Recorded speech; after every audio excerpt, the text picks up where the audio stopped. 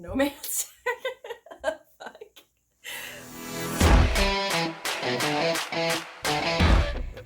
Hey yo, and welcome back to my channel where we talk about writer things, and parent writer things. It's May, Mental Health Awareness Month, so I decided it was a good time to make a vlog about, well, my mental health journey. Because my mental health journey does involve more than just myself, I'm going to be really vague about certain parts for the privacy of other people who just happen to love an oversharer, but are not oversharers themselves. So everyone, this is your one and only warning that I cry in the video, so be forewarned for that. I'm starting the discussion about my journey from when I became a mom for the first time. Now, none of our kids were planned exactly. We had already discussed that we wanted between 2 and 3 kids, so they were planned for at some point, but it was at some point in the future. Still, when we found out, we weren't really unhappy. I was actually pretty stoked. I always wanted to be a mom. I knew that I wanted to be a mom from the time that, I knew what mom and momming was. I come from a big family. I'm actually the oldest in my family of my generation, like sisters, cousins, that I'm the first one. So I had no illusions as to how hard motherhood was gonna be.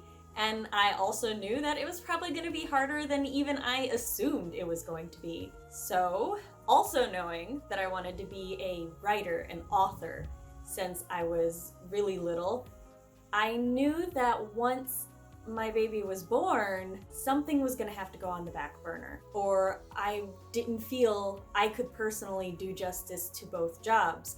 I'm pretty all in with whatever I want to do. After rush self-publishing 2 novels, which I will eventually talk about in a vlog all on its own, I put my writing career aside and I decided that I would dive right back into making writing a career after our youngest, whenever they be born, was in elementary school. Now, I come from a very fertile family.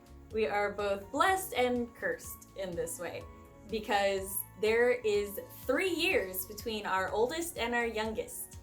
And we have 3, which means there's less than 2 years between our oldest 2 and less than 2 years between our youngest 2. Which means for me, that was baby, baby, baby. And I was tired, and being pregnant that consecutively did take its toll on my physical health when I didn't even realize that it did. I also had some chronic health issues since I was 16 that had never been properly addressed because, well, I went to the ER for throwing up vomit, and because I also happened to be on my period at the time, they were like, oh, well, your urine sample's contaminated, so it's probably a UTI. And I'm like, what? No, I have no, my pee doesn't burn. I'm throwing up blood. People with UTIs don't throw up blood. But they were like, no, contaminated blood, you're a teenager, you're probably, fucking everything. Spoiler, I wasn't. And yes, I know you can get UTIs other ways, but that's not the point. The point was that after being dismissed and basically saying that I was lying to the ER nurse, I was like, you know what? Throwing up blood's really not that bad because they're not going to help me anyway. Which, just to be clear, we have figured out that I was just throwing up so much it was hurting my throat, and that's what was bleeding, not anything else. So there's at least that. Coming back to the present after that side tangent. After we had baby number 3, my chronic issues kind of got worse, and having so many little ones, it wasn't easy. But at the time, my husband was home all the time because he was fresh out of college, trying to find a job, and we had just moved back to my home state to be closer to my family because I come from a very big family and we had a lot of help here. But then he did find a job, which is good. That's good. We wanted him to find a job. It's how we were able to buy our house. But then I was home alone all of the time. And I have family who are willing to help, but they have their own lives, and that's fair. My husband and I decided to have our kids. They are our commitment. And that's how I saw it, that's how I've always seen it. But unfortunately, that's also in part what led to my crash, because I was really healthy as a kid, and most of my adolescence, to be honest, I was pretty athletic. Even with the chronic things, it was just like a migraine every now and then and some vomiting for a little bit, and then I could get up and go about my day and do whatever I wanted. So for me, I'm like, I was fine. And I didn't even actually get sick. To this day, I have a really good immune system. It's outside of my chronic issues. I don't like get the flu or a cold or anything. So going from being really physically healthy with a chronic thing that I could just push through and ignore most of the time, which I should not have done, but you know, it's what it is now. And then I had 3 little ones who depended on me. And so I got out of bed every day. But I wasn't okay, and I didn't realize that I wasn't okay. I will ask for help. I don't have a problem asking for help. I have an issue knowing when I need to ask for help. And that came to a head 2.5 years ago now. So I won't go into exact details as to what happened, but it got bad. The house got really bad. I am a Virgo. Basically, that just means, for me at least, that I can't really stand when the house is not clean and orderly. And I know kids are gonna make a mess, and that's fine. I don't mind it being messy for a little while as long as I clean it up before I go to bed. But I was getting very heavily fatigued, and I really only had energy to make sure the kids were okay. Even doing that, I can't count the amount of times that I would put the kids to bed in their rooms and then I would just fall asleep on the floor upstairs because I didn't really have the energy to come back downstairs to my room. I was just like, floor's comfy. I really don't mind sleeping on floors. It got to a point where we realized it was a big problem because I just didn't have the energy to do anything, and not having the energy to do anything put me in my head, and then I just didn't want to do anything, and there was just no joy because I felt like a failure just constantly, and I'm sick. Oh yeah, my chronic illness got way worse. My head hurt a lot all the time, and I was throwing up. I would wake up and I would throw up, and then I would steady myself and I would go about my day as if nothing happened. Nobody realized I was sick. Nobody really knew. My husband was working 12-hour days, 6-7 days a week. He wasn't home enough to notice. And then someone finally pointed it out, and I sat down, and the next day my sisters came over and we went on a cleaning spree. We spent the whole weekend just cleaning the house. A task that normally took me a day took 3 people 3 days to do. And I was like, how did it get this bad? First thing I did was go to a therapist. And I actually love therapy, I do. I mean, I'm an oversharer by nature, so just sitting down and telling somebody my entire life story, yeah! And it did help me, and I felt better.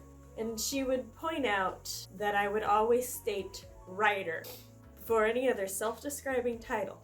I had already started writing.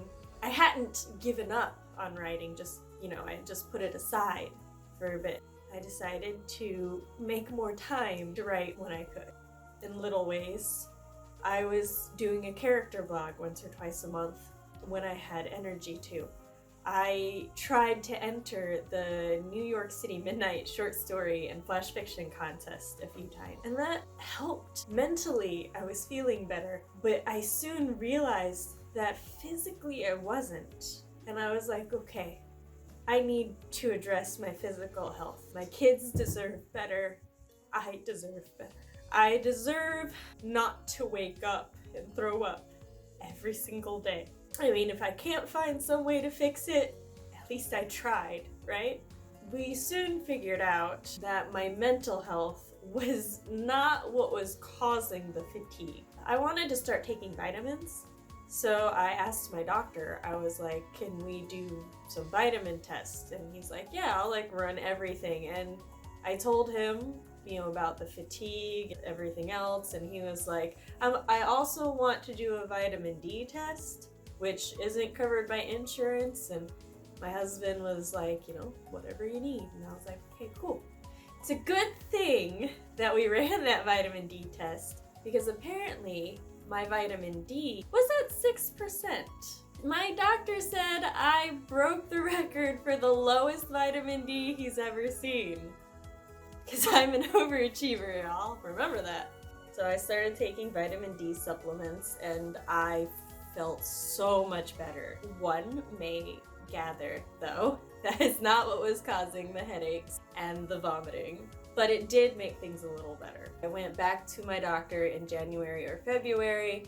I was like, okay, so this is what isn't wrong anymore, and this is what is wrong. We think it may be chronic migraines. That is what I'm currently being medicated for, and the daily medication has done wonders. It's cut down on my flare-ups like a lot. I still get them every now and then, but it's not daily anymore. And as far as my mental health right now goes, well, after the catalyst of everything that happened, I had started therapy and I loved therapy, but then my husband's insurance changed, and when his insurance changed, I had to start looking for a new therapist. I developed some symptoms that I didn't really have before, and I started talking to my new therapist about them, and I think I have CPTSD. There's no official diagnosis yet. We're still I had started seeing my therapist in February, and then COVID happened. So yeah, I'll get a diagnosis one day, probably. Through my own research, I actually think I've had it a lot longer than I thought I did, because anxiety can actually manifest in a short fuse and volatile temper, which, guess who had that before she had children? I did. Now I just kind of get panicky anxiety, but I'm also not actually panicked in my head, so it's just my body kind of being panicked, and I don't know what to do with all of that. But I'm trying some things. Let's hope they work out. One of the things that's really helped me is launching my author platform and diving back into making writing a career. I'm not gonna lie, sometimes I do get overwhelmed. I look at my to-do list on Monday, and really a lot of times it doesn't look that different from the to-do list from the last week. But I'm still sitting there going, how am I gonna get this done? I have all of the family stuff, and then all of the writer stuff, and all of the YouTube stuff. But I do, every week. I get it all done. Some weeks a little easier than others. On Saturday, I feel pretty good about my week as I fill out my weekly review in my favorite Clever Fox planner. But when I get overwhelmed, I talk about it. Even if I feel like I'm being a bother. Even if I feel like the people I'm about to tell don't want to hear me say for the 5th, 6th time that I feel overwhelmed and that I don't know how I'm gonna do what I'm gonna do. I still message my best friend. I still tell my husband. And every week they say the same things. You got this. You did this last week. You'll do it again this week, and you'll do it again the week after. And really, that helps so much. I feel silly sometimes knowing that I need outside validation, because if I'm being honest, I hate that. I didn't need it. I didn't. I did what I wanted. I was who I wanted, and I made no apologies for it. And then years and years of being told that being a confident woman meant that I was arrogant, that being outgoing and charismatic and loving being on stage meant that I was full of myself and that I was a hog and an attention seeker. I was told that who I was a problem. And around the time I was 25, I finally believed it. It's almost 5 years later, and I'm still trying to convince myself of what I knew when I was 20, of what I knew when I was 15, of what I knew when I was 5, that who I am is Sam. And Sam's pretty awesome. It's easy to say, not to care about what other people think. And for 2 decades, I didn't. Not really. But then I did. I'm trying not to again. Because I like who I am. I just have to remember who I am. It's okay. Oh. In all honesty, I had talking points and that was not one of them. I think it's an important one to keep. My final talking point that I had written in my little vlog notes was, am I okay? Yeah, not always, but in general, I'm okay. I know I'm figuring out when to ask for help. I'm pushing through the voice that says that I'm just bothering everybody and that everyone else has their own problems. I'm focusing a lot more on my own health than I used to. And I'm fighting to be taken seriously and not just toughing it out. And I'm really, really grateful that I'm in a position and I am surrounded by people willing to fight with me and to fight my little anxiety demons with me. To anybody else out there, I think you're pretty awesome. And I'll fight your anxiety demons for you. I will take your demons out. Just DM me. 1v1 your demons. So I think that's where I'm gonna end the vlog for today. I'm still hosting live streams on Monday, 7 p.m. Central Standard Time. Remember folks, if you're curious about whether or not I can write, I have a sample on my website in Till Pizza Do Us Part. And I have started beta rounds for Not For Her, so if you want to read a story about a shady man trying to do the right things for mostly selfish reasons, you can apply to beta that. If you liked this video, please give it a like, maybe comment something down below, and subscribe to ring-a-ding that bell. I make videos every Wednesday, and for the foreseeable future, live streams every Monday. Oh, and if you liked my Dope Tropes Romance Edition, I'm doing Dope Tropes Fantasy next week. Hope to see you then. Sam out.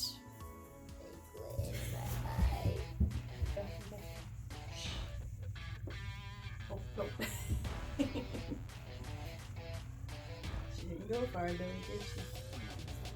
What are you doing? You wanna say hi? Hi. What do you wanna say? You wanna do anything? Whatever. Cool. Thank you. Did you see your glare? It's a silver. Yeah, they are silver.